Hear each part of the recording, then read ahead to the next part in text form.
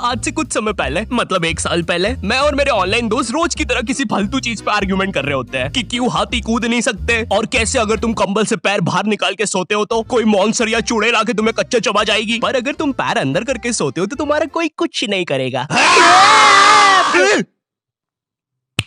फिर पैर अंदर कर लिया। तू अगली बार मिल, बताता हूँ तुझे। चैन से सोएगा ना अब तू। ले तेरा लाइट ऑन कर दिया, अब ठंड में बिस्तर से उठना पड़ेगा। ले तेरा पंखा भी ऑन कर दिया अब तो ऐसी किसी बात पे आर्ग्यूमेंट चल रहा होता है, तो उसी बीच न जाने मेरे दिमाग में क्या आता है और मैं बोलता हूँ, तुम लोग अच्छे लोग हो, हमें मिलना चाहिए। ये सुन के भैया सन्नाटा मच गया। हाँ क्या बोला तूने? आयु तुझे पता है ना ऑनलाइन दोस्त कभी मिल नहीं सकते। इनफैक्ट ऑनलाइन दोस्त जैसी तो कोई चीज ही नहीं होती, हम सब तो रोबोट है। आयु तू हमारा दोस्त हो ही नहीं सकता, हम जा रहे हैं। फिर उन लोगों ने एक दूसरे के गले में हाथ डाला और न जाने क्यों गुस्से में डोरेमोन का थीम सॉन्ग गाने लग गए, वो भी तमिल में।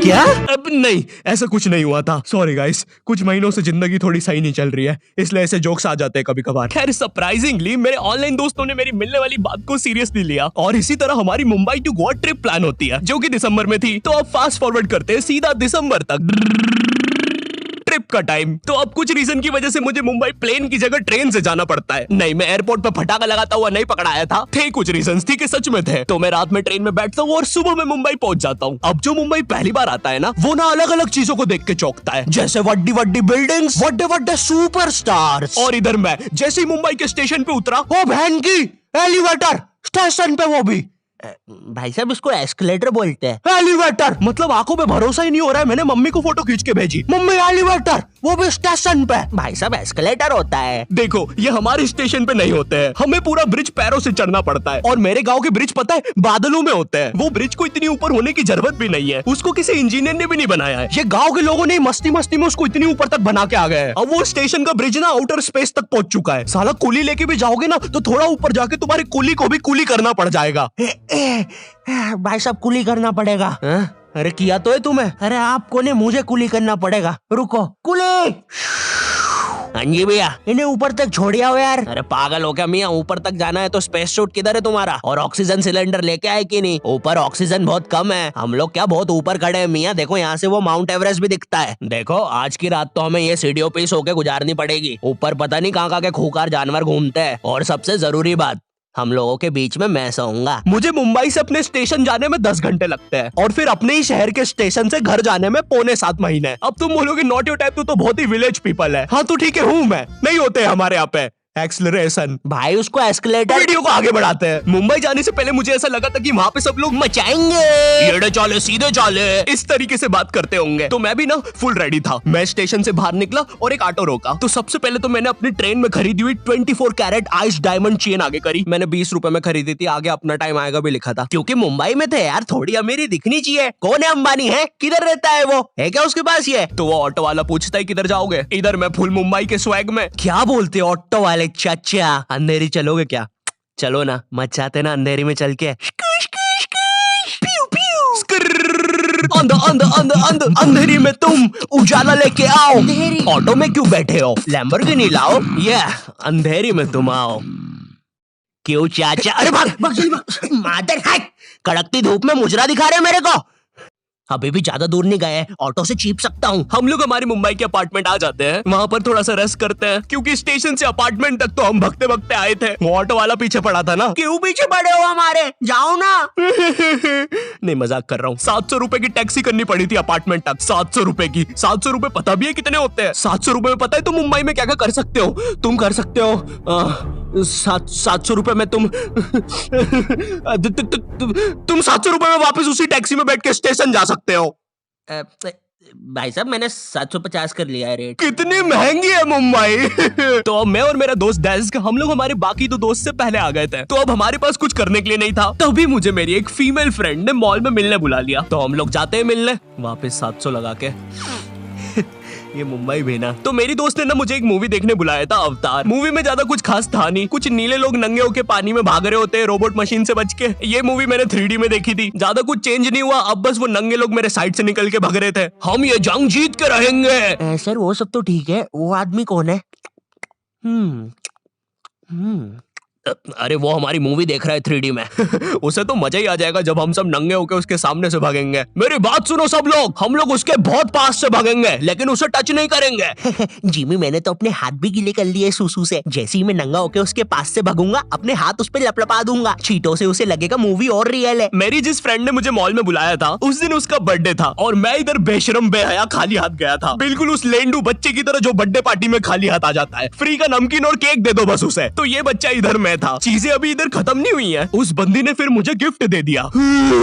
चीजें अब सीरियस हो गई है। दुनिया का सबसे बड़ा क्राइम इधर, ठीक है इधर है, और फिर आता है किसी के बर्थडे पे उनसे ही गिफ्ट ले लेना इधर। पहले तो मुझे समझ में नहीं आया कि ये बंदी मुझे टॉन्ट मार रही है कि सच में गिफ्ट दे रही है। मुझे उस समय इतनी ज्यादा शर्म की अनुभूति और आभास हो रहा था, मेरा मन कर रहा था उठ के भाग जाऊं वहां से।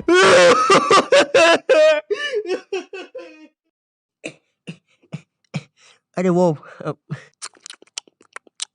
बाहर बहुत गर्मी है ना, इसलिए मैंने सोचा स्प्राइट पी लूं आके। और पेरी पेरी फ्राइज भी मेरे फेवरेट है।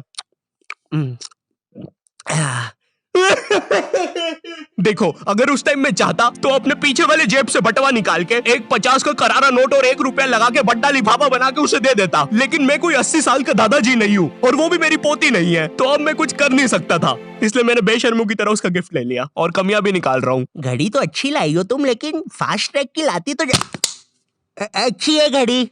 इस ट्रिप पर ना हमारे बहुत ज्यादा पैसे खर्च हो गए थे, इतने कि मैं अपने बेसमेंट वाले बच्चों को खाना तक नहीं खिला पा रहा हूँ। चुप रहो, मैंने कहा ना नहीं मिलेगा खाना। आप पैसे के लिए India number 1 opinion trading app Probo पे क्यों नहीं जाते? हाँ, आप बस यहाँ पे यस और नो का आंसर देके लाखों में पैसे कमा सकते हो। प्रोबो एक ट्रस्टेड ऐप है जिस पर 1 करोड़ से भी ज्यादा यूजर्स हैं। यहाँ पर क्रिकेट, फाइनेंस, एंटरटेनमेंट और कई सारी कैटेगरीज में क्वेश्चंस है। जैसे अभी T20 सीरीज में इंडिया वर्सेस आयरलैंड में कौन जीतेगा? इंडिया ही जीतेगी। तो मैंने यहाँ यस दबा के क्वांटिटी स्लाइडर को बढ़ा दिया। अब अगर मेरा ओपिनियन सही होता है तो मुझे रियल कैश मिलेगा। अरे लेकिन विराट कोहली भाई, मैंने आपको कब पकड़ा? यहाँ तुम गूगल पे, पेटीएम, यूपीआई की मदद से आराम से 24/7 विड्रॉ कर सकते हो।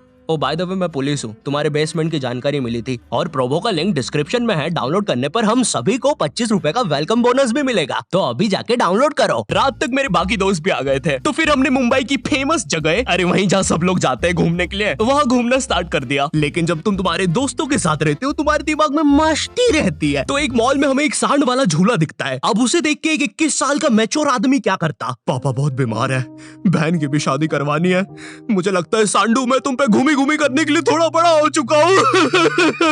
लेकिन मेरे 21 साल के दोस्त ने क्या किया? घूमी घूमी। अब यहाँ एक सांड को दूसरे सांड पे चढ़ता हुआ देख हमें भी मस्ती छूटी। हम भी भाग के वो झूले के पास, भैया और तेज चलाओ, भैया और तेज, भैया और चलाओ तेज।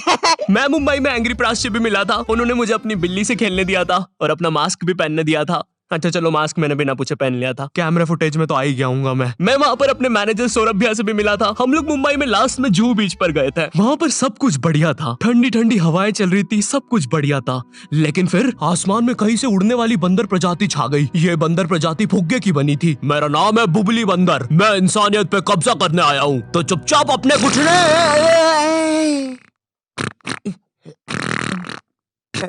है दोस्त, क्या तुम प्लीज मेरी बुंड में हवा भर सकते हो?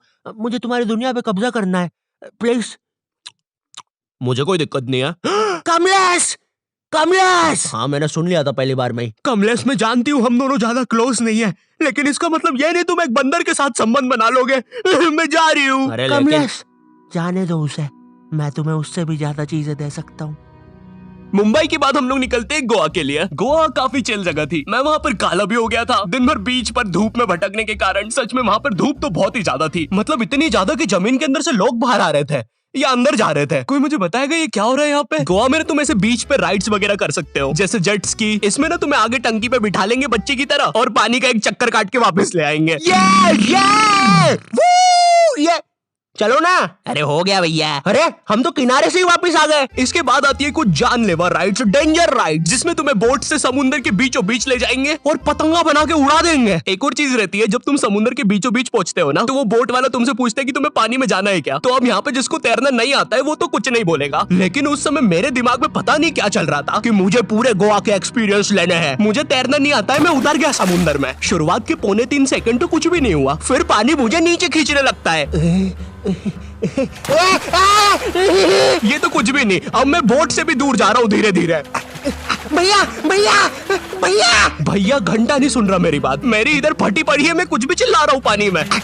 भैया बीमारी है मुझे, ले लो ऊपर। भैया मैं माँ बनने वाला हूँ, ऊपर लो। उस समय कोई दूर से शार्क वार्क भी देख रहा होता ना तो उसे भी दया आ जाती। ओए बच्चे को क्यों परेशान कर रहे हो बे? चलो ऊपर लो इसको, खा लूंगा वरना इसे। चलो बेटा ऊपर चढ़ो तो। हाँ चलो चलो। जैसे तैसे वो बोट वाले ने मेरे को ऊपर लिया। अरे भैया क्या बच्चे ऐसे चिल्ला रहे थे? स्विमिंग सिखा रहे थे तुमको? अच्छा समुंदर में वो भी? तेरे को ड्राइविंग सिखाने का बोलता तो तू तो रॉकेट में बिठा देता मेरे को, पागल। सबने ना मेरा बहुत मजाक उड़ाया कि पानी में गया बच्चों जैसा रो रहा था, लेकिन वो कहते हैं ना सबका टाइम आता है। हम लोग ना उसके बाद एक बनाना राइड पे जाते हैं जिसपे तुम्हें एक बनाना शेप चीज पे बिठाते हैं और उसे नाव से खींचते हैं और बीच समुद्र में ले जाके फेंक देते हैं। तुम्हें पहले नहीं बताएंगे कि तुम्हें फेंकने वाले हैं। उसने हम सबको लेके गया और फेंक दिया। अब सब मुझसे भी गंदे रो रहे हैं पानी में। भैया हम मर गए। पीछे लाइफ गार्ड आ रहा है। अरे भैया इतनी दूर जाओगे तो सच में मर जाओगे। मेरे पास क्लिप पड़ी इधर सबकी रोते हुए, मैं लगा दूंगा। मैं तो करना अरे कुछ नहीं होता, नहीं करना भाई, मरना क्या, चुप रहो। नहीं करना भाई।